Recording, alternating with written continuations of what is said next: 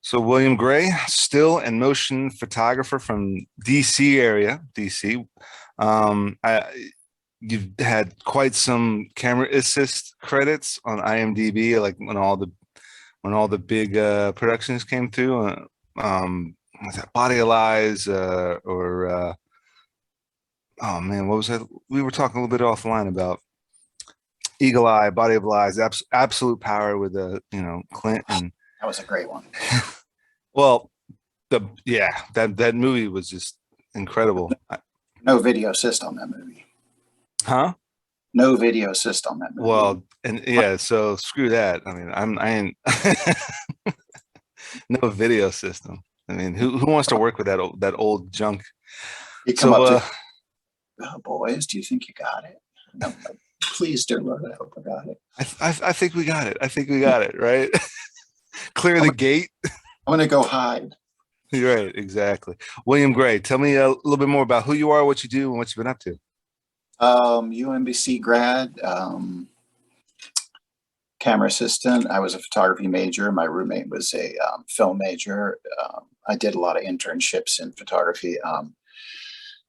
And then I did a couple of short indie movies with my college roommate, and I was hooked. And I switched from my major to working as a focus puller in the movie business. And that's what I did for over 20 years. And then I just switched to set stills and PR.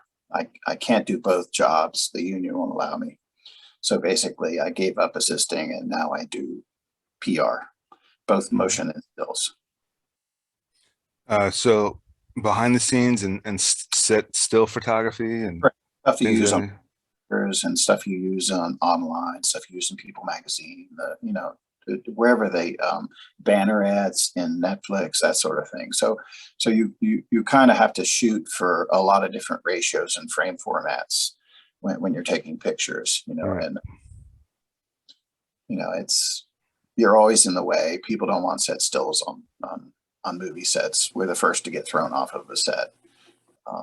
So you're fighting with somebody via phone who's in LA and New York, not fighting with them, but trying to explain to them that the set was really tight or the set was really hot or COVID, it's like we have a number of people we can have in the room. So you're the first to go, but they still expect you to do your job. But the benefit of being an assistant for so long is I know who's pissed. I know whose eye line I'm in. I know where I can stand and not going to bother, because I was a focus puller stand. In the early days in this market area, we didn't have a monitor that we stood off to the side and watched with remote follow focus. We were always standing right to the camera, the left side of the camera. I didn't have remotes for the first 10 years of my life. I mean, every now and then I'd have Steadicam and the guy would have a remote, but most of them are really crappy compared to today. Yeah. Now I remember I was a first AD. I was a first AD on this one independent pilot. It's about 10 years ago. And a good buddy of mine, Charlie Anderson, had a remote focus puller. He's just standing at the monitors. Right. They break. And if you don't know the old way, and I've watched it happen several times, 2 remote follow focuses break and the assistant standing there going, I don't know how to pull focus. 135 millimeter dolly in to a facial close-up on a 135 is really painful. And if you're, computer game style pulling focus, and then you have to jump over to old school, you're going to drown. Oh shit. Yeah.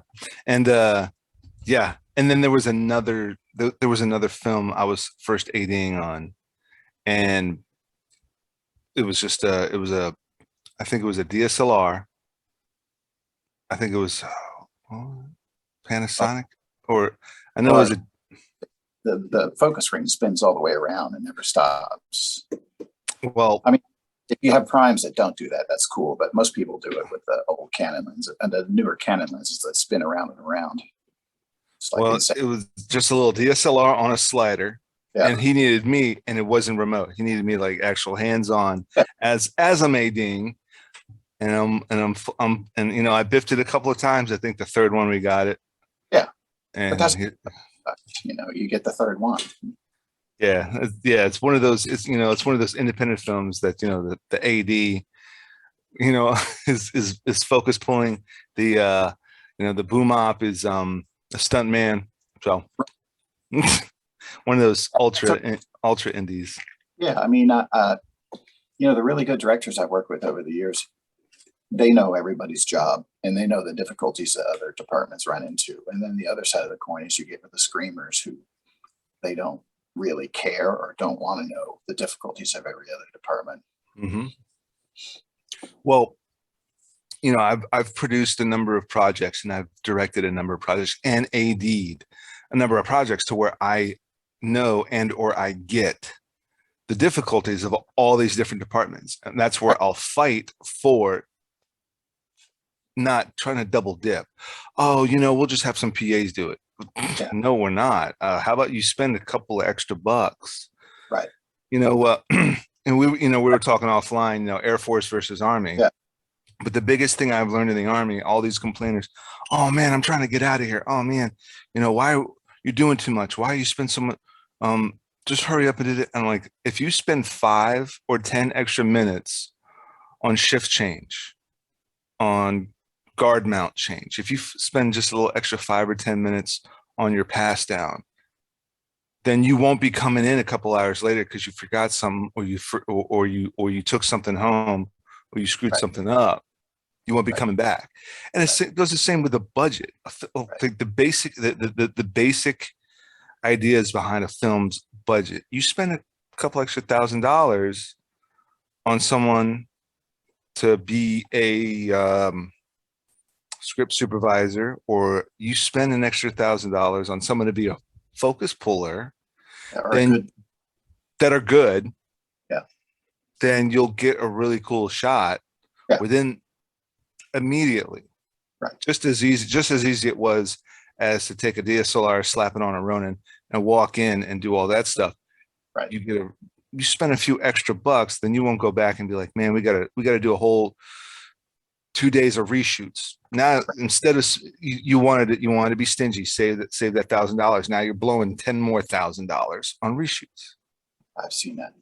Yeah. So I've seen it so many times. It's not funny. Yeah. So you're going back, thinking about Absolute Power, Kill the Messenger. What's one film? What's one of the big films that came to DC that stood out to you? What was? Oh, definitely Mars Attacks. I mean, that was mind blowing. Oh yeah, Mars Attacks. It's like unreal. I guess they got. I think I was C camera on that. I'm not sure. We got to go to the Washington Monument and they took the windows out for us. I mean, that kind of access. And then having a tractor trailer load of Martians, that the animation people would stick a stick through the back of the Martian and walk them through the frame, and we'd film it so the animators could see what the shadows and what it looked like. Mm-hmm. And then we'd film it without the Martian dummies, but it was like a tractor trailer load of them. And watching the director picking clothes, there's a big scene where the whole side of a building is taken off, all the facade. So you see all the little apartments as little blocks, and watching him go through a box of wardrobe clothes for colors that he wanted in each room. I mean, it was just, and then having tanks on the mall, that was a Megillah for locations. The Park Service didn't want them there. And then, one of my earliest memories of a movie was The Illustrated Man with Rod Steiger, and then he was there. And then Jim Brown, lacrosse player. I got my lacrosse thing up there. I'm always a fan of Jim Brown because he played lacrosse for Syracuse. That was cool. And the other one was, have you ever seen Eiger Sanction? Yes. Yeah, where he cuts that rope. That's not green screen, man. He actually cut that rope. And we were on the roof of Maryvale all-girls school when he was about ready to belay and go down. And he was talking about how hard it was to cut that rope. I'm like going, dude, man, I didn't even realize that wasn't green screen. Listen, I mean, back then you had what, 12 minute rolls? 10 minute, 20. 10 minute, 10 minute rolls. Yeah. and Good. it's like, You could do three perf 35 and get 20% more out of 1,000 foot. We were doing 4 perf pull down. yeah, I mean, it's thinking back. I mean, like, because I try to explain that to a lot of filmmakers nowadays. I mean, you got these cards that could take, But there's hours been, of, I mean, I and used to have a, you could do an hour long take, and you've got cards that could do like 10 hours of right. 4K at 60 or whatever. But But what happens with digital, and I used to have a director who insisted on getting 400 loads because they were 4 minute long. And he wanted 400 so that he could go back. This was in commercial advertising. He liked 400 so he could go and negotiate with whether he got it or not with the agency so he could move on. Because he like whispered to me, slow down, load it real slow so that I can go talk to the agency. Versus the New York style, which is, on a Sylvan Learning commercial, we shot 40,000 feet of 35 millimeter film, $1 a foot. That's a wow, lot. yeah, yeah.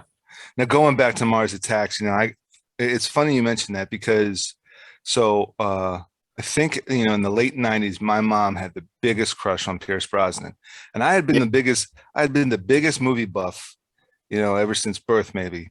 yeah, Um, yeah. Same and here. You could do on a military base was, that's and and the base was closed off. So my mom would actually drive me to the movie theater and drop me there and drive home, and then come back and get me because you're on a safe base. my business was, movie buffdom. So I Yeah, mean, like you obviously get into it because you want to do it because you love them, you want to make them. But I so never knew, but I really that was the only part of America I had. I mean, I spent over half my life overseas before mhm, college. yeah, you said your dad was in the Air Force.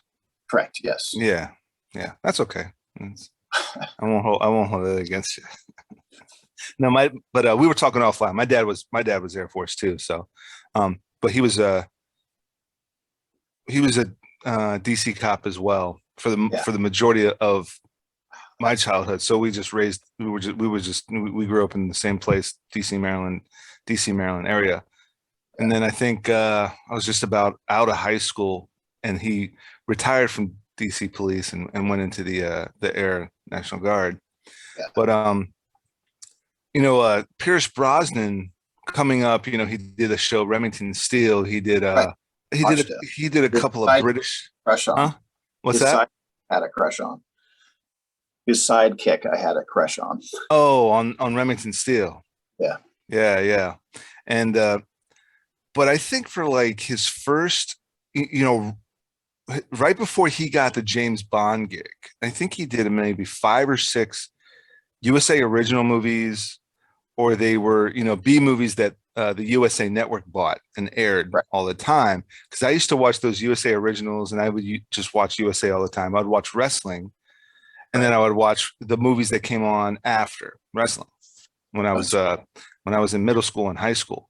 I used to work with wrestlers, man, when they were on Reisterstown Road before they moved.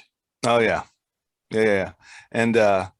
And so fast forward to like 99 2000, my mom got this big crush on him, I guess because of the Bond movies.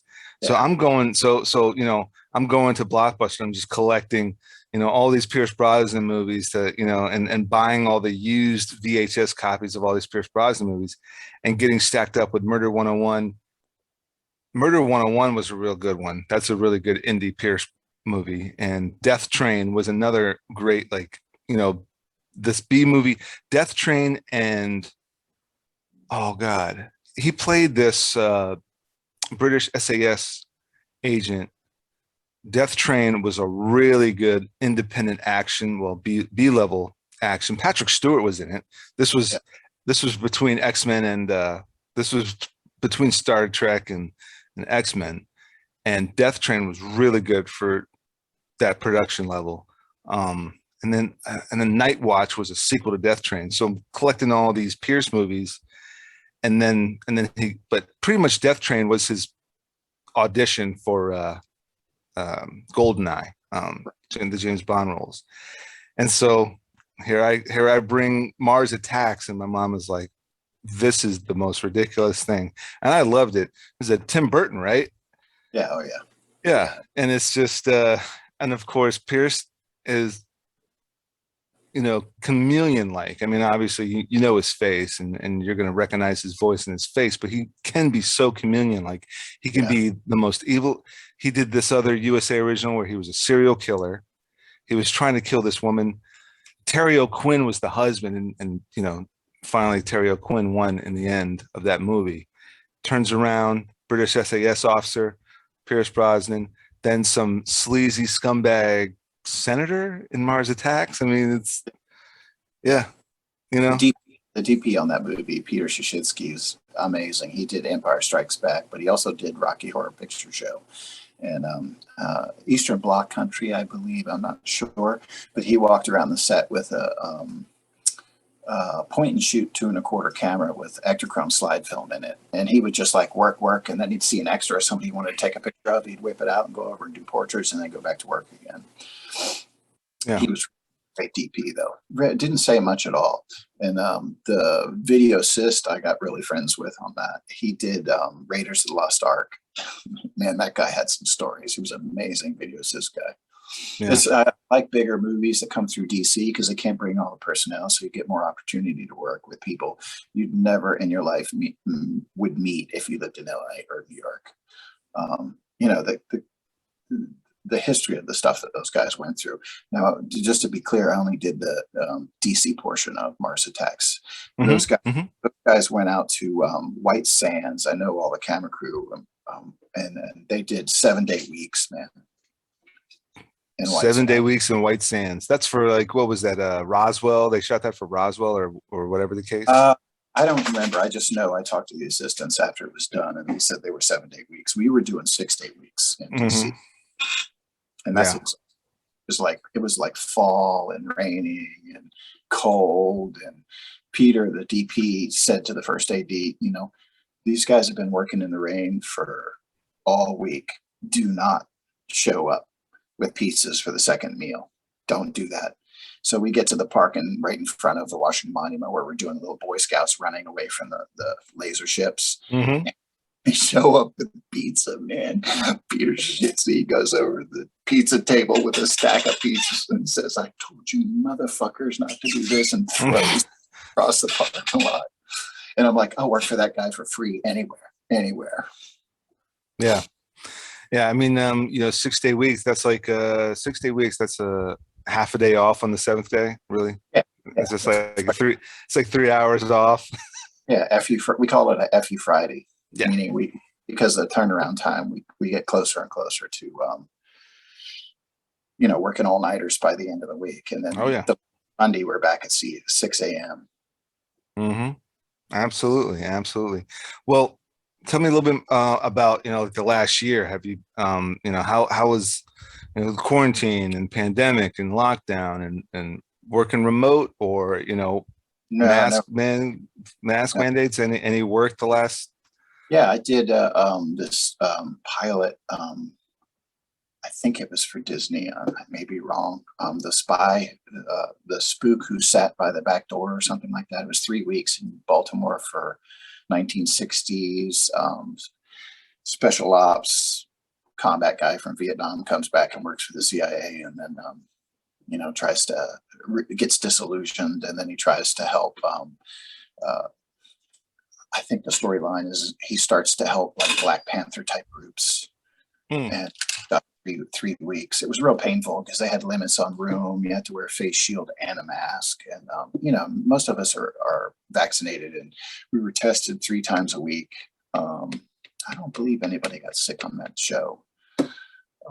That was a really good experience, but it's a real pain in the ass to look through a camera with a face shield on. It's really painful. But that's going to stay for a while, I'm sure. Yeah. Um, Well, yeah. I mean, the closer we get to the vaccinations and back to semi-normal. So yeah, I mean the net is like the Spanish flu never had a vaccination; it just wore itself out. So that's where it's going to go. But I think there's other bigger fish to fry, right? I mean, it's not going to permanently alter how we work. I don't think in the long run. I mean, everybody thinks it's the new normal. I'm like, no, it's not. I mean, the Spanish flu went away in 2 years. Right. And we're just coming up on we're just about to finish our second year, I think. So Yeah, correct. And and I don't believe any of the numbers that they say, mainly because you can't tell if you had COVID unless you genetically test it. So it could have been another kind of flu. mhm. You know, no one likes to talk about that part. Right. Keeping sets safe, I get it. People are dying from that. There's a lot of unhealthy movie workers that smoke or overweight, stuff like that, and You don't say. that tends to be the ones they kill, man. The whole COVID downtime, I've been hammering that bicycle, man, and going on hikes every week, and basically just working on my craft. Listen, we can't all be the Clint Eastwoods out there, and No. Spielberg's always been svelte, and Yeah. looks pretty good in those polo shirts. But I mean, Yeah. there's some directors, there's some producers. It's just like, dude, Yeah. you have so much money. Yeah. What do you to take care of yourself? You know what I mean? Yeah, I know. Jeez. Alan Davio, one of the most favorite guys I ever AC'd for. He was just massively overweight, and it really crushed me to know when he passed away. I'm like, man, you just, it's like, Yeah. you really treasure people like that. But when I just had a best friend who passed away, wouldn't do anything about his weight or just never cared about his health. And I'm like, Yeah. the thing about the movie business is, if you're not a God, what do they call them in the Air Force Academy? There's a name for people who move up the ranks really fast. A fast burner, I think they call them in the Air Force. And there's a very Stud. few that are fast burners. Meaning they move to the $200 million movie after 5 movies. They don't hover in that $10 million Oh, okay. world. That's not how all of us are going to be. So in order for you to eventually get to the jobs that you really blow your mind, and that you do that job and you go, I can't believe they're fucking paying me for this. This is just so mind blowing. To get to those kind of jobs takes a lot of longevity. So the more you pay attention to your health, and at least just, go for bike rides. Jeez, Yeah. Watch your diet a little bit, don't smoke. I mean, I realized, what's a jog? I mean, it's 20 minutes. You wake up 20, 30 minutes, before Right. before crew call. You wake up 20, 30, 40 minutes before crew call. You go out for a quick jog, quick shower rinse. Yeah. But if you're doing heavy lifting with the camera gear, like I'm beat, but when I was an assistant, a 35 package is 15 cases of gear, and it's all really heavier than the stuff that we have now, except for the lenses. You're working out that way. Now, when I stopped doing that, suddenly I realized, everything hurt when I move around simply. Yeah. In that heavy gear anymore. I'd work as a first AC with 3 film stocks and no loader. So I had like 3, 1,000-foot boxes of film, 4 to 6 mags. And, it was exhausting. It was thrilling. I would never change anything. That was a good era to being part of the film to digital shift was magical. A lot of my older friends really couldn't handle digital. It blew their mind. They didn't like it. Well, it blew my mind and I jumped all over it. I'll tell you, and going back to fitness and going back to, taking that opportunity with the gear and working, this huge Aries or Panasonics, the huge 35 millimeter contraptions, and then Motion, I wanted film Aries. Yeah. Yeah, the 535 was such a pain in the ass with a 24 to 290 ingenue. It was like, please, somebody put an ice pick in my forehead. Yeah, but you go interior, and the inexperienced DPs and directors, they don't ever go past 180 or 150. It's like, why am I carrying this heavy ingenue when you don't even go past 150? Jeez. Mm-hmm. And then there was but I think in '07, I was producing and DPing this indie short, with a couple of Towson grads Yeah. we wanted we, every once in a while we want to shoot an indie, submit it to festivals, keep It's important. keep That's so projects going, because I was full time at Discovery Channel, and my plot at Discovery Channel, I was full time in Silver Spring at Discovery Channel, and all my vacation days and all my personal days I would use on a production, on a gig, on a music video, short film, whatever. yep. And then I might take advantage of some weekends and just sleep in like that following. Then I would go to work, and then that following weekend, Yeah. zonk out the whole weekend. Yeah, But because if you live off of that Discovery only job, you're limiting your future. mm-hmm.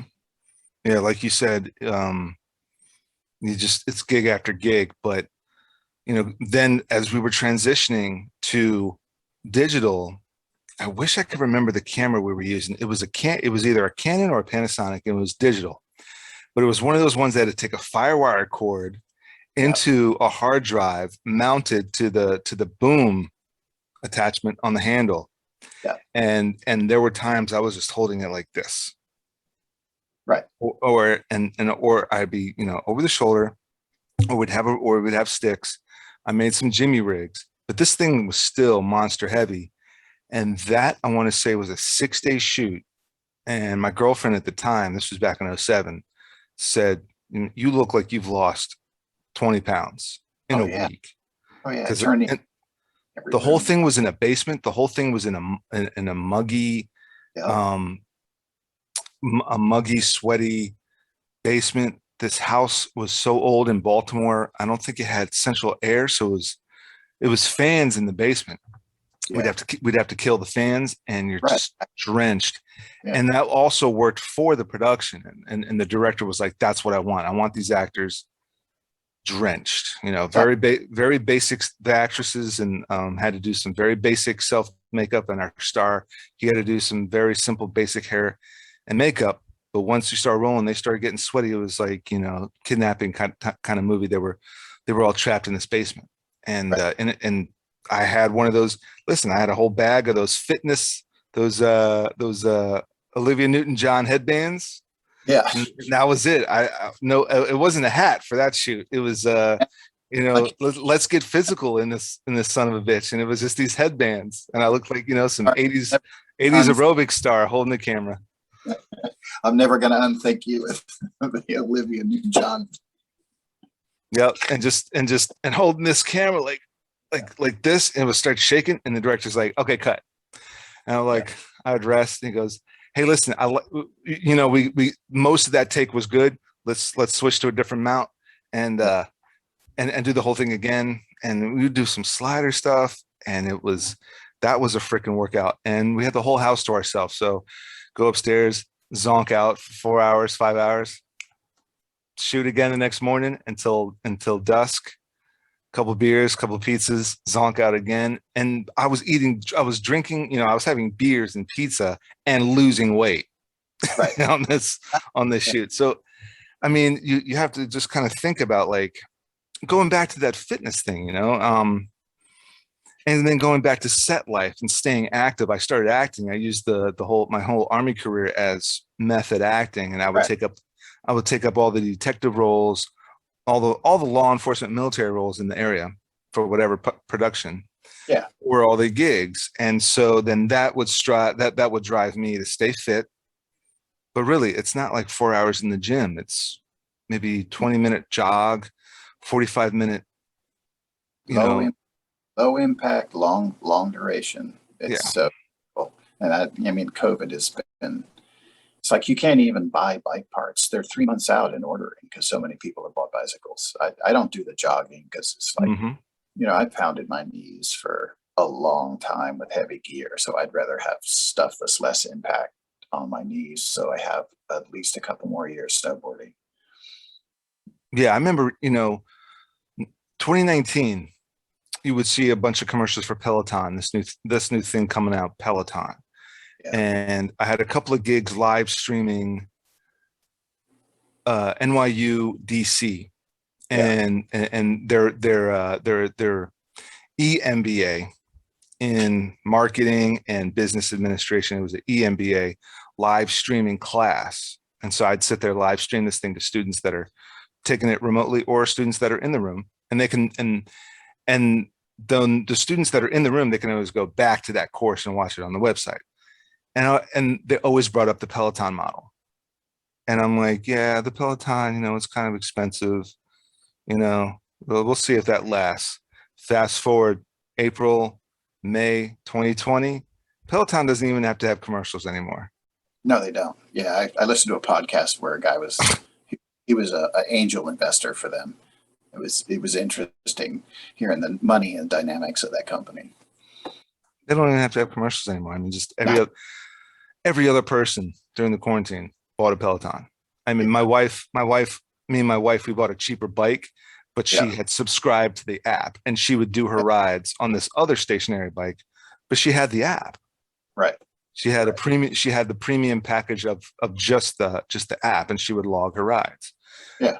And it got to the point now, I think me and her were planning on actually getting the bike, because it's like, it's like come April 2020, I bought the premium package of Zoom. Before I wanted to do this podcast that we're on, and I was like, $100, $120, $150 for a year. I've got these other apps that I don't really know. I mean, I'll try to work it. Shit. April 2020. Hey, what's $100, man? Yeah. And plus I mean, the people you've interviewed on your podcast, I watch a few of them, are only, and I think some of these conversations you had in your podcast are only going to lead to your making better and bigger connections. It's I've seen a couple of photographers do the same thing, who interviewed the best photographers in the world in podcasts, and just the connections and their name out there, is so key for 10 years down the road from now.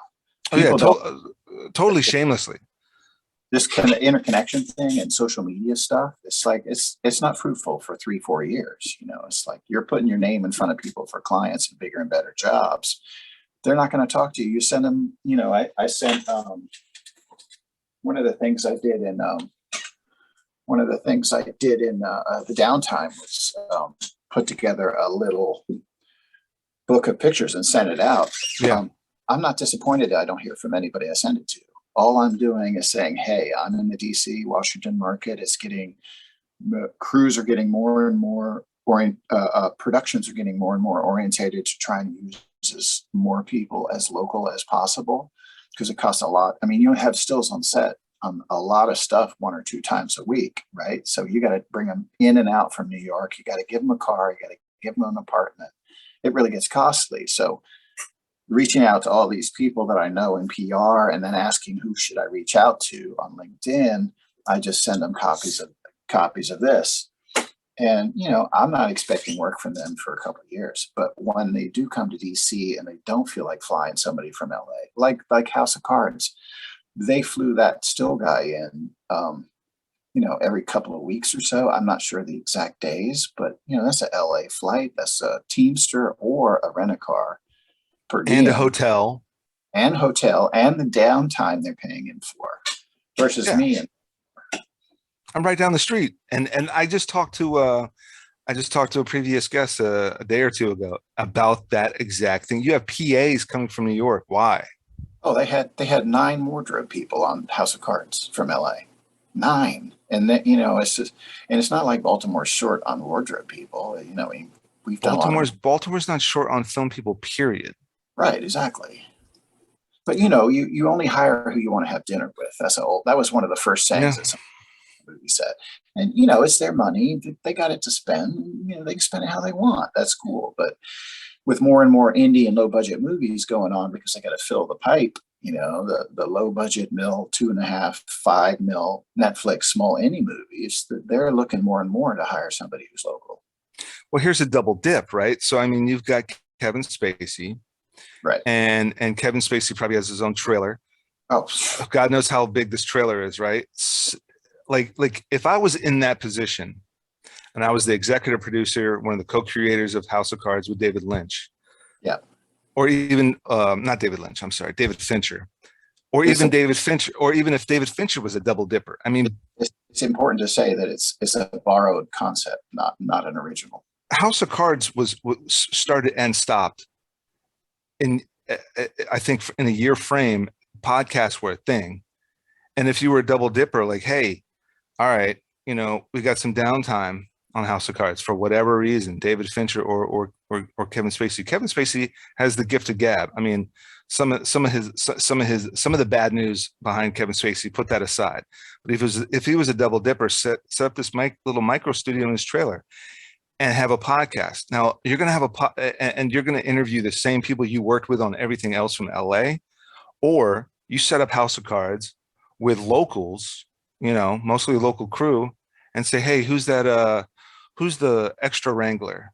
He's a Baltimore local, and we got some off time. Let me chat with him for an hour, and have him on this, ragtag podcast on my YouTube channel during the off time of House of Cards. And it's like a little double dip, a little cross promotion. I mean, thinking outside the box, but no, it's just, show up to House of Cards, but you could intermingle with random, strange, unique local filmmakers from Baltimore that are working on House of Cards had you hired.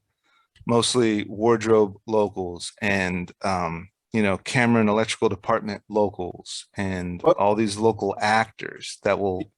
Yeah, but they did. But now this is a political hot topic that I've always been grinding on, and I have a lot of people who are opposed to it. But I don't think tax incentives in Maryland should go to big shows. I think they should only be allowed to go to small indies. Now, 47 Union and a lot of other people who are making six figures on House of Cards as crew people, they vehemently disagree with me. But House of Cards level jobs are kind of like a well-paid Walmart. You get great pension, you get the union's fat, you get health education. You get healthcare paid for. Everybody's really happy. I mean, literally, some of the crew guys are making six figures. It's all fun and wonderful. But on the next indie movie, if you want to move up, or if you want to be taken to New York or LA on a job, if you don't have key positions on your resume, no one's ever going to look at you. So these shows come to town. They bring the gaffer, they bring the A camera operator, the DP, the head wardrobe. Everybody in the key position is from out of town. So locals don't really get an opportunity to move up to the next level on their resume. Whereas on an indie, you'll have like a Netflix movie I did 2 years ago called Really Love just came out.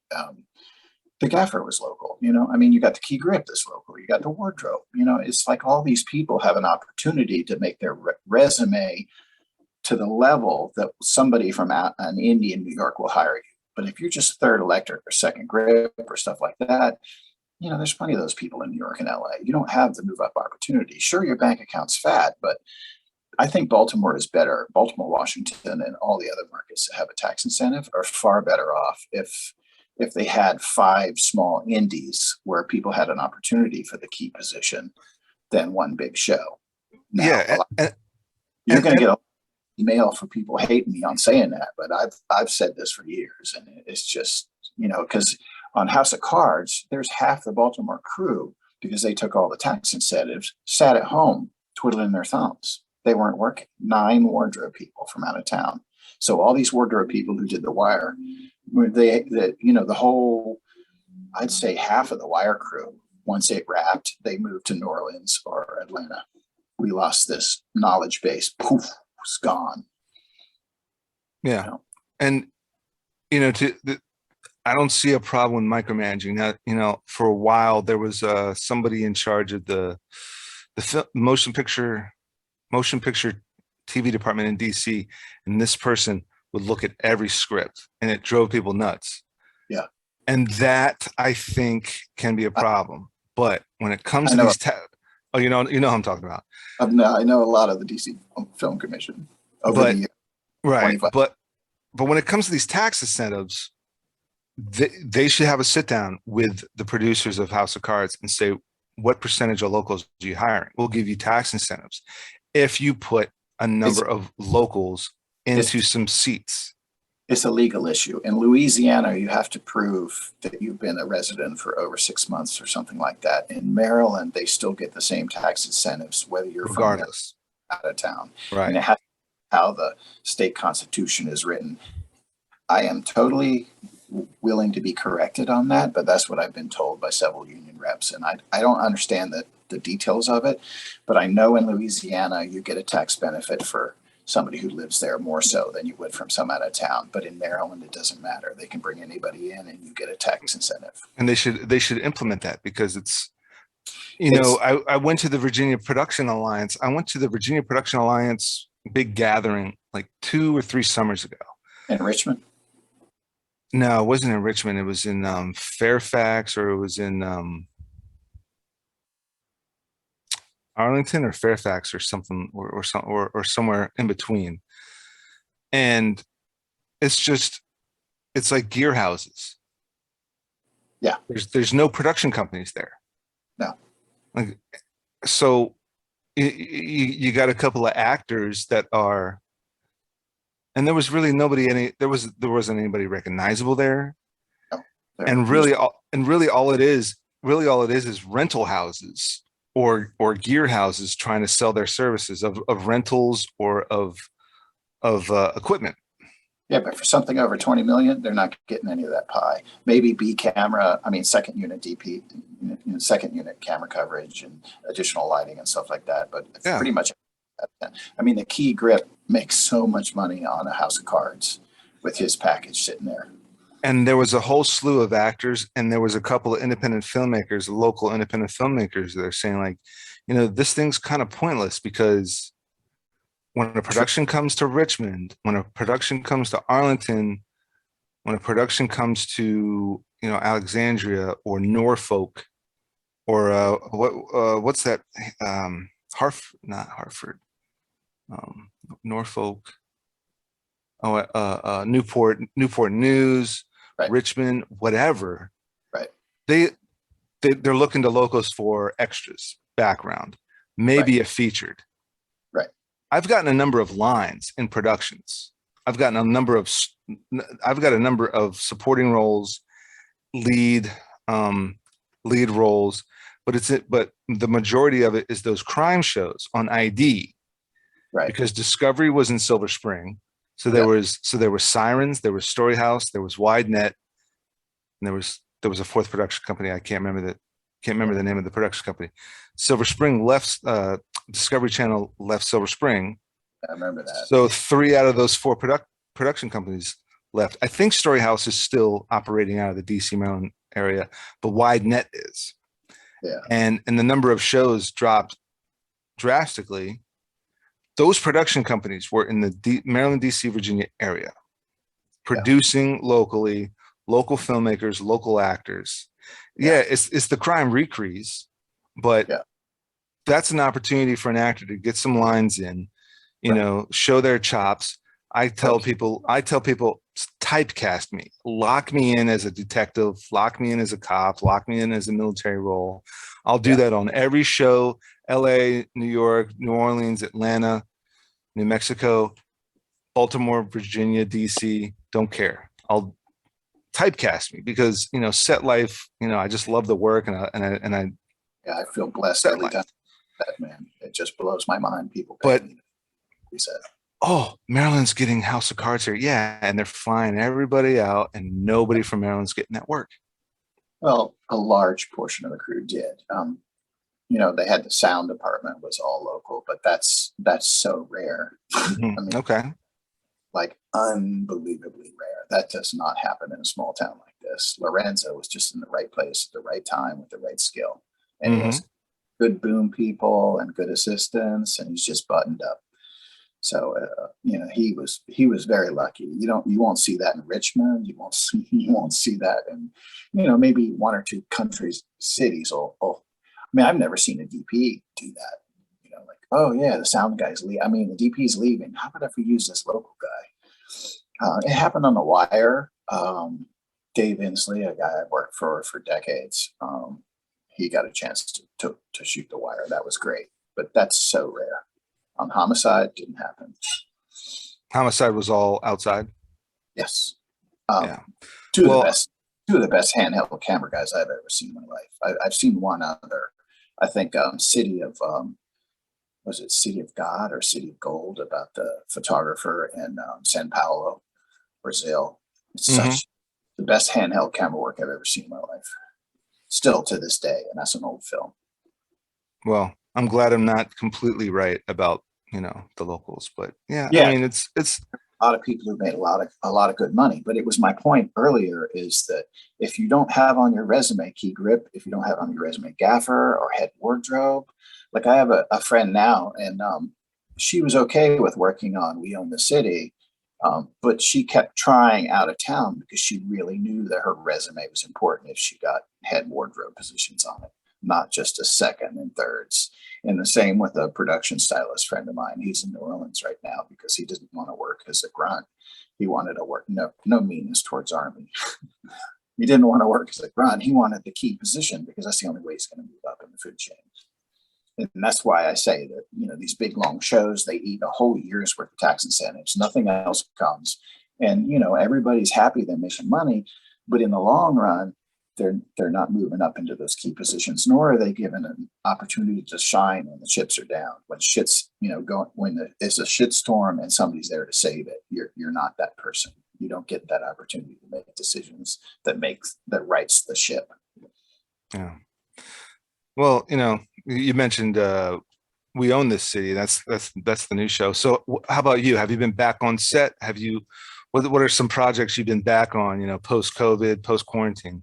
The spy show, the spook. I got to look it up now.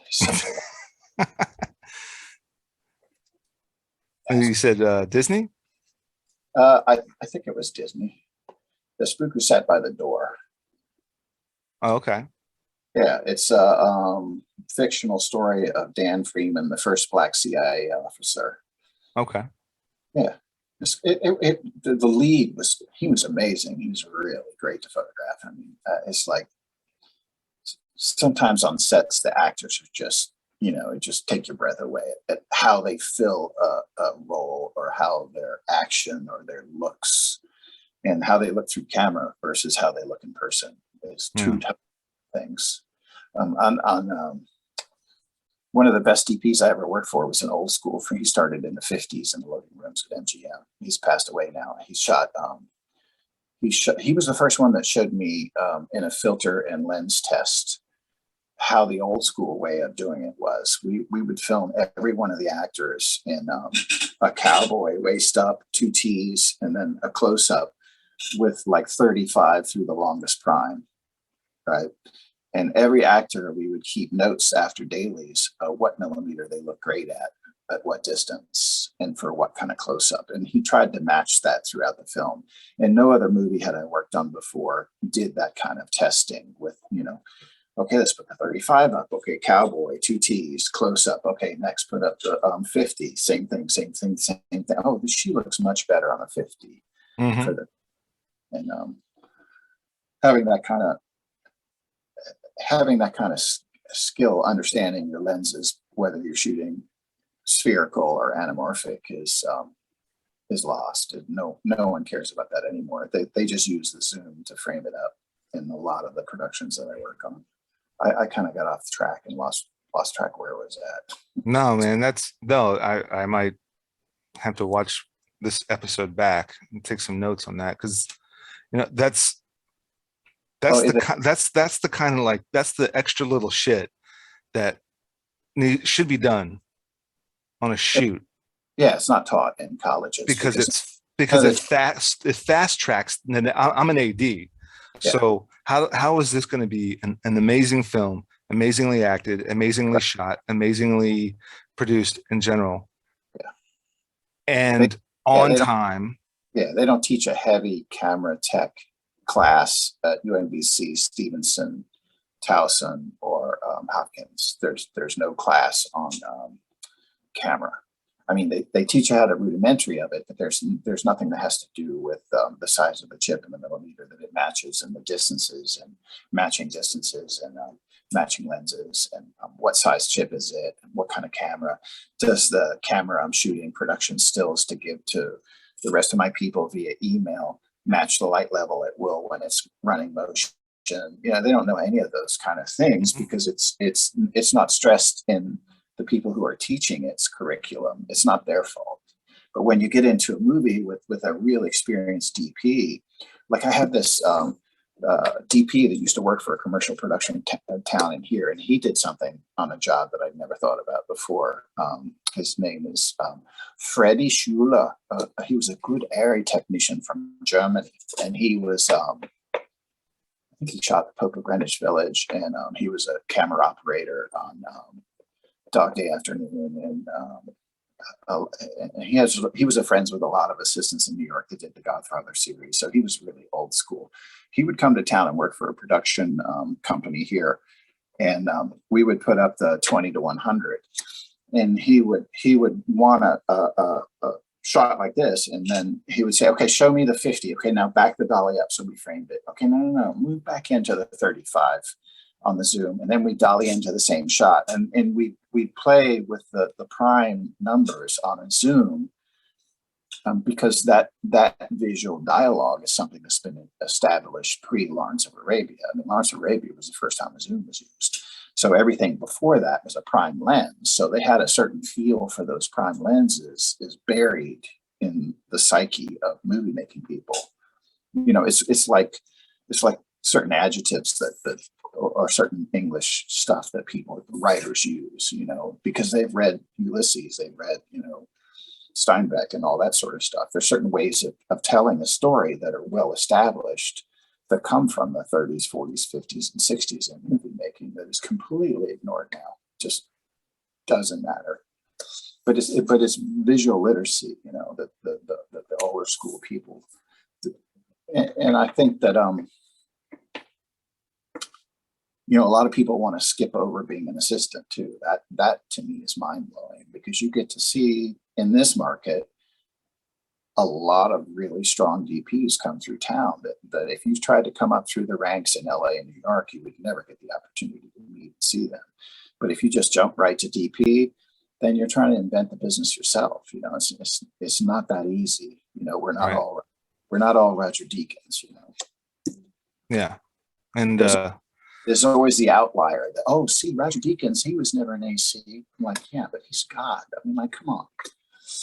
right. And, you know, like, you know, I got a couple of scripts that I want to direct. I wrote and then I want to direct, but that's not going to stop me from ADing other films, because I'm going to learn a lot from other directors. Right. You're going to learn what you didn't need to cover. Yeah. And acting, I learned from I learn a lot from those directors when I'm acting. Right. Exactly. The better I worked for were actors. And yeah, like, you know, I think, you know, Ben Affleck is so talented. You know, he's kind of stepping into that, and George Clooney as well. They're both kind of stepping into that whole Clint Eastwood kind of mindset, because Clint Eastwood started doing it way back. And you go to Clint Eastwood's reel, his filmography, and you realize how much of the films he was in, he directed. But right. Same camera crew too, same AD, same crew, same cast. You see a lot of those people from the Outlaw Josie Wales and Hang 'em High. You see them in the Dirty Harry 2, 3, and 4. Yeah. Jack Green worked for him forever. The Canadian Steadicam guy came to him via what was that? I was just talking about this movie the other day, the Canadian cowboy movie that they did. They won the Academy. I can't think of the name of it. And he's still with them, and I see him in production stills. His first AC is still with him. Yeah, and you know, being an actor, and I'm on set, and you know, I'm being treated a certain way or being worked with a certain way by the producers and the director. Then I realized this is what should be done for the actors, or I'm going to do better for the actors, you know, on my set, if I'm ADing, if I'm producing, if I'm directing. So right. you get to experience, you know, experienced directors and how they work. Yeah. And you also get to experience that set and, you know, the green room life and all that stuff. I did and CSI pilot in DC, and that director was 70 something, and I mean, just so old school. but the level of enthusiasm at his age that he drove the crew with, like, oh my, that's such a great crane shot. If you did this a little bit different like that, maybe we'll get a better one. But I'm totally happy with this one. Go out there and give me something different you like. And it was like that every set. And it was like people like that in their 70s, they don't have nothing to prove. He's got a fat EGA thing. He could live in the Bahamas for the rest of his life. He doesn't have to worry about money at that level. And he rises everybody else's boat by being that kind of like power person on set versus a nasty screamer or somebody.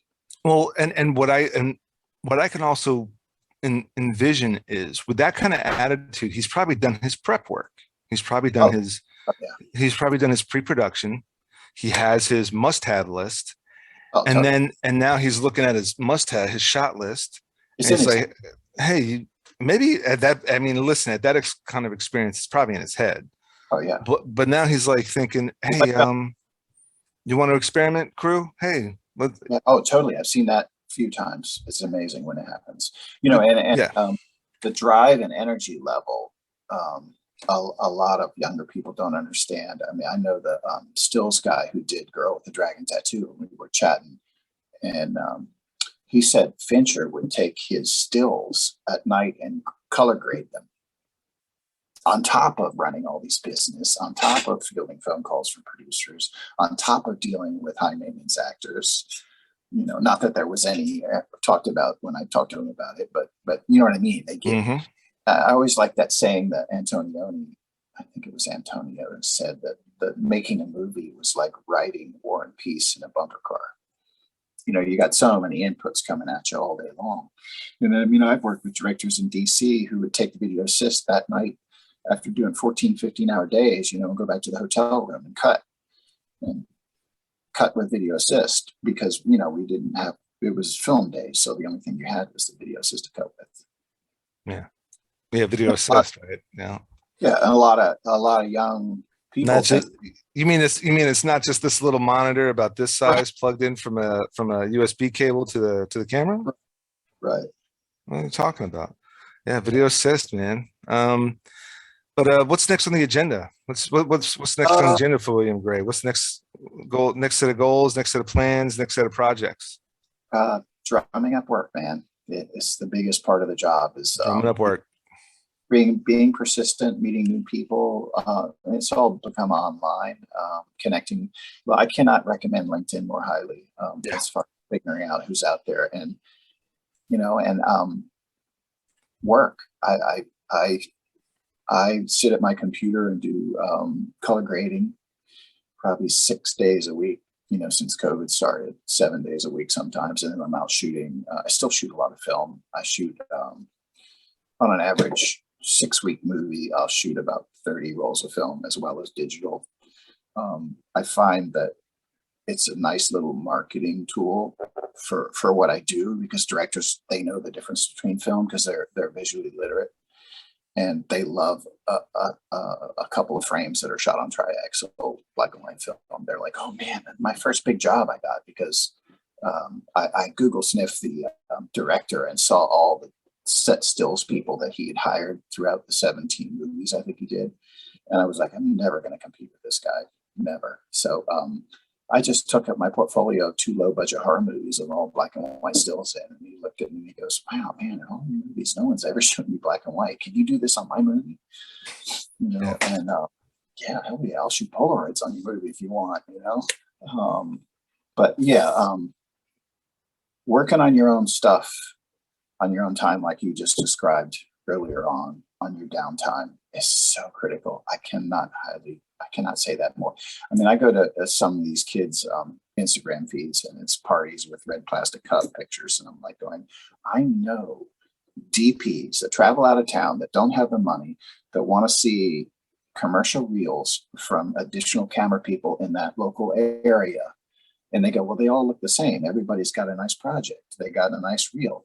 Let me see your Instagram. And what they're doing is they're looking at what you do with your goof around time. Are you still being really creative? Are you still putting work out daily? And it's not just somebody sitting at a barbecue out back You know, I want to see you experimenting on the side. And the one who is doing that extra and additional work is the one they'll hire. I've done a lot of adjunct teaching. I've met a lot of students, and the students that walk into my class and whip a DVD out of their back pocket and say, these are 3 films I've made, you know, before I came to college. Every one of those people who have done that has, you know, they've been to 20 countries, you know, they're doing documentaries all over the world. Those are the people that get ahead. It's because they're self-driven. They've done constant projects. They're looking at other people's great work and stealing it, you know, because nothing's new. Right. And they're trying self. You know, one of my favorite painters that I learned about in college, Gorky, I think it was, he painted all the masters in Paris before he started having his own voice, so he could learn them, like Monet, Picasso, and stuff like that. Now, correct me if I'm wrong, art majors out there, but this is what my professor said. He learned every one of the painting styles of that era and then started his own language. Yeah. Yeah. I mean, just like in film school, you're going to go watch other people's films. Right. But, you know, at what age did your film school really start? Mine, How old were you when you're, think about that question. Mine, when I was 5, when I first saw Star Wars, that was my first class of film school. mine was, and it was really great because later on I met one of the producers for it. He dated the hot chick in the movie, which blew my mind. Was Vanishing Point. I saw it in 71. Okay. Yeah. And it was AMC Javelin, and I'd never seen a movie in my life where the hero kills himself in the end. You know, just dry. I was sitting in the audience going, "Oh my God, what?" You know, Yeah. it wasn't until college that I saw Marriage of Maria Braun, and you know, and the heroes are killed in the end. You know, it just. I went back the second night to see Vanishing Point because it was so mind blowing. Did you see that, the original version of it? I saw the original Vanishing Point so long ago. I can barely, you know, I'll definitely go back and watch it. I know I've seen Vanishing Point. Yeah, the producer friend dated the girl on the motorcycle that he goes to visit. I was like, you dated her. I'm like, oh my God, that was like my childhood thing. Yeah, but you know, going back to what you're saying about Gorky painted the masters. I mean, like I grew up with Raiders and Star Wars and Predator, and I see that influence in my work today. And it's like, am I stealing? No, because Predator's a ripoff of The Thing, which is a ripoff of The Thing, which is a ripoff of Invaders from Mars, and you just change the location and you kind of like tweak it a little bit and make it your own. Yeah. But you know, shit. I mean, Breakfast Club's shit. Breakfast Club could be a ripoff of 12 Angry Men. Yes. Five Angry Kids. Yes. You know what I mean? It's just it's art. I mean, it's and art begets art. Yeah, The Big Chill is a total ripoff of John Sayles' Secaucus 7. Mm-hmm. Secaucus 7 blew my mind. It was really great. Yeah. Yeah. Well, William Gray, I can't think enough coming on. graypictures.com, Gray Pics LLC on Tumblr, Gray Pictures LLC on Instagram, William Gray on IMDb. So many credits on there. So many like outstanding credits, especially DC, Maryland, local. Still doing it and putting DC's true local talent in those movies that involve DC. You know, I wouldn't be where I am without the great camera people that have helped me along the way. I mean, just the people I have learned from. I just feel really humble that I had that opportunity. I mean, it's working on a real movie. I don't want to say it that way because then I sound like actors who want to be on stage. It drives me bananas. Working with camera people who have really been through the ringers of really tough movies. I feel so blessed to be around them and listen to how they work and watched how they work and chose lenses and lighting and camera positions and stuff like that. I can't recommend assisting more highly. You know, you want to go straight to DP, fine. You know, it's go right for it. But 1 out of 100,000 is going to be Roger Deakins. You know, those aren't good. Well, hey, Will, I can't thank you enough. It was great chatting with you. Don't go anywhere. We'll chat a little bit more offline.